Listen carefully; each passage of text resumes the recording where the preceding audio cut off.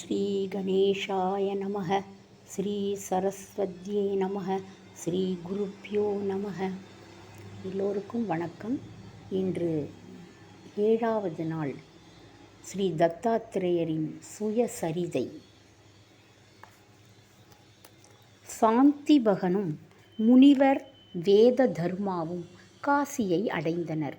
வேத தர்மா புனிதமான மணிகர்ணிகா தீர்த்தத்தில் மூழ்கி காசி விஸ்வேஸ்வரரின் அருளை நாடி தொழ நோயையும் குருட்டுத்தன்மையையும் வரவழைத்து கொண்டார். சாந்திபகன் குருவினுக்கு அன்புடனும் பக்தியுடனும் சேவை செய்தான்.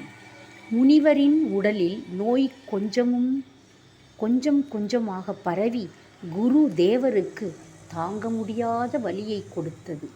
காயங்கள் நாளுக்கு நாள் மோசமாகி இரத்தமும் சீழும் வழிய ஆரம்பித்தது. காயங்களில் பல கிருமிகள் மொய்த்தன.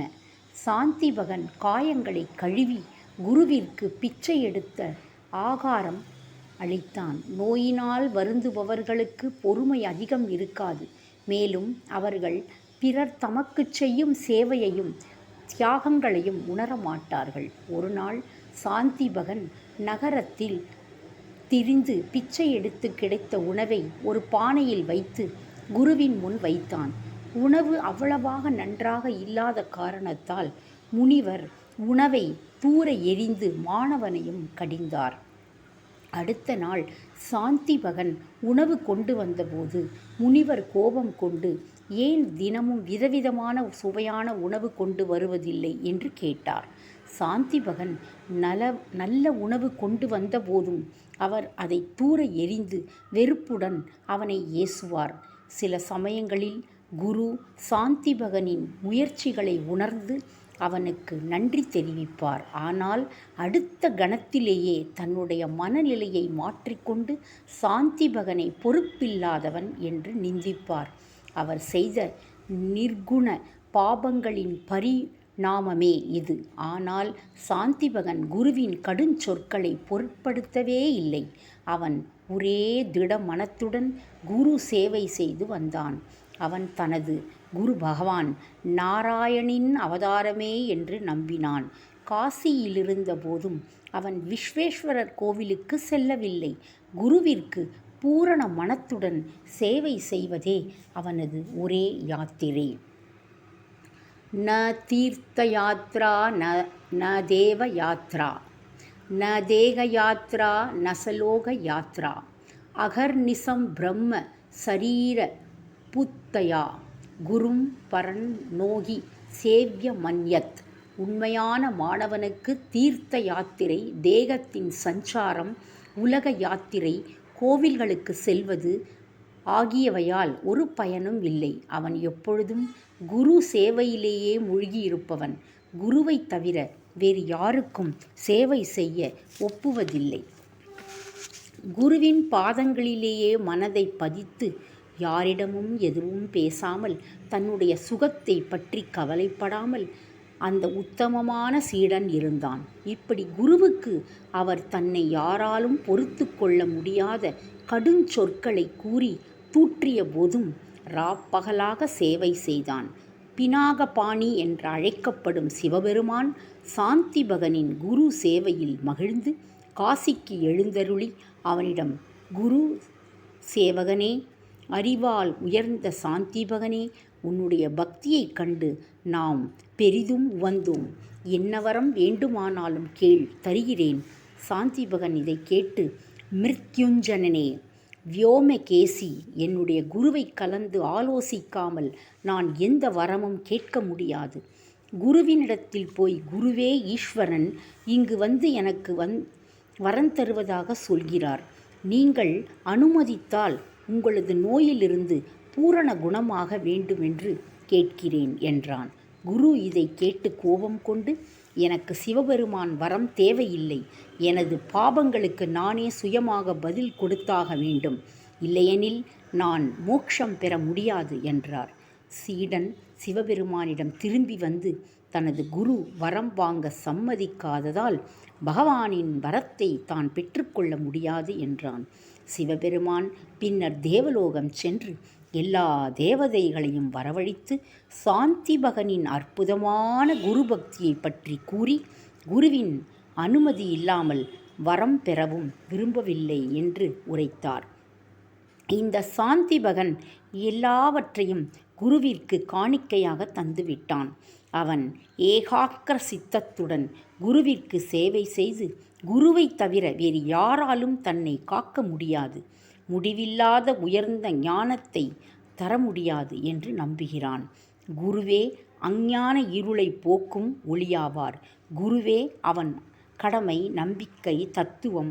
ரிஷிகள் என்னை காணவும் வரம் பெறவும் வருடக்கணக்கில் தவம் இயற்றுகிறார்கள். இங்கு நானே பூமிக்கு சென்று என்ன வரம் தரவும் தயாராக இருந்தேன். ஆனால் கற்று அறிந்த இந்த சிறுவன் குருவின் மகிமையை பூரணமாக உணர்ந்ததால் எனது வரத்தை மறுத்தான் என்று சிவபெருமான் உரைத்தார். இதை கேட்ட பகவான் விஷ்ணு மகிழ்ந்து தானே வாரணாசிக்கு வந்து சாந்திபகனை பார்த்து, ஓ சாந்திபகா, நான் உன்னிடத்தில் மிகவும் மகிழ்ச்சி உற்றேன். என்னிடம் ஒரு வரம் கேள், தருகிறேன் என்றார். சாந்திபகன், தேவாதி தேவனே, நீ எப்படி என்னுடைய பக்தியை அறிந்து கொண்டு எனக்கு வரம் தருகிறாய்? உன்னிடம் வரம் பெற வேண்டி கற்றறிந்த ரிஷிகள் ஆயிரக்கணக்கான வருஷங்கள் தவம் இட்டு இருக்கின்றனர். ஆனால் நீ அவர்களது குரலை கேட்பதில்லை.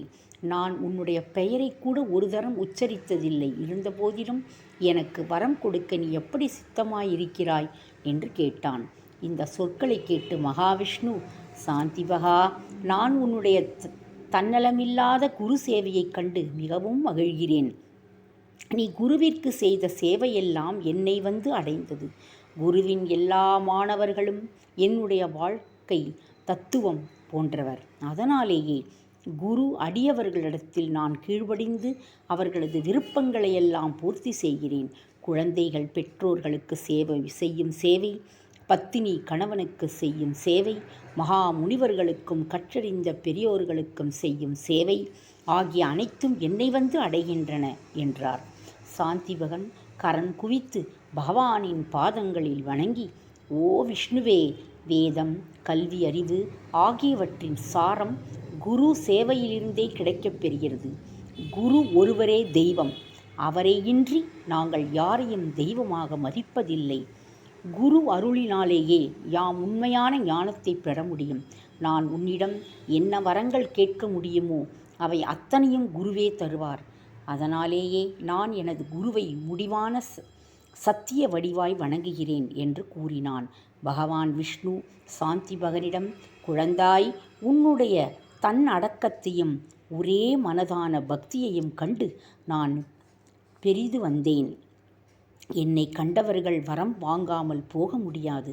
ஆகவே கேட்பாயாக என்றார். சாந்திபகன் இதற்கு பதிலாக, எனக்கு வரம் தந்தே ஆக வேண்டும் என்று நினைத்தால் எனக்கு குரு பக்தி அதிகரிக்கவும் குரு சேவையிலும் நம்பிக்கையிலும் நான் என்றும் திடமாக இருக்கவும் வரம் தருவீராக என்றான். பகவான், ஓ சாந்திபகனே, நீ எனக்கு வாஸ்தவமான நண்பன். குரு வடிவத்தை நீ நன்கு அறிந்து கொண்டாய். நீ எப்பொழுதெல்லாம் குருவை துதிக்கிறாயோ அந்த துதிகள் என்னை வந்து அடையும். குருவின் துதி எனது துதி என்றே அறிவாய். குருவே இறுதியாக உண்மையும் அறிவுமாவார் என்று வேதங்கள் உறுதியிட்டு கூறுகின்றன.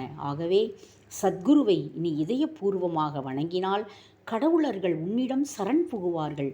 குரு என்னும் வார்த்தையில் உள்ள இரு சப்தங்களும் அமுத கடலை ஒத்தன.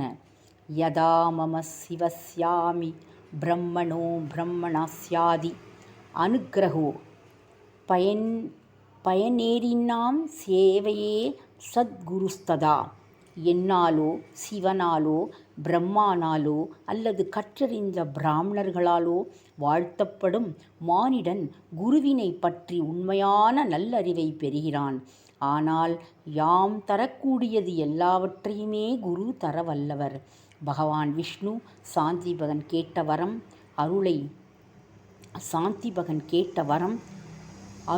அருளி வைகுண்டம் திரும்பினார். சாந்திபகன் குருவை அணுகி நடந்த விவரம் அனைத்தும் சொன்னான். வேதகர்மா, தன் மாணாக்களின் அறிவையும் தத்துவ ஞானத்தையும் கண்டு மகிழ்ந்தார். அவர் உடனே மீண்டும் ஆரோக்கியம் அடைந்து நோய் நொடிகள் யாவும் நீங்கப் பெற்றார். உண்மையில் முனிவருக்கு பாபசுமை எதுவுமே இருக்கவில்லை. உண்மையான ஞானத்தை அளிப்பதற்கு முன்னால் தன் சீடனின் திடமனது, குருபக்தி ஆகியவற்றை சோதித்திடவே இவ்வாறு செய்து அருளினார். இப்படி சித்தன் பிரம்மாவால் கலிக்கு சொல்லப்பட்ட குருபக்தி சரித்திரத்தை நாமதாரனுக்கு சொல்லி, குரு பக்தி மிகவும் ஆழமானது, குருவின் மேல் சஞ்சலமில்லாத நம்பிக்கையும் திடமனதும் வேண்டும் என்றான். இவ்வாறாக நாமதாரகன் எங்கும் நிறைந்த குரு மகிமையை உணர்ந்து, குருவே எல்லா நற்குணங்களுக்கு இருப்பிடமானவர் என்று உணர்ந்து கொண்டான். இத்துடன் இன்றைய அத்தியாயம் முடிவடைந்தது. நன்றி.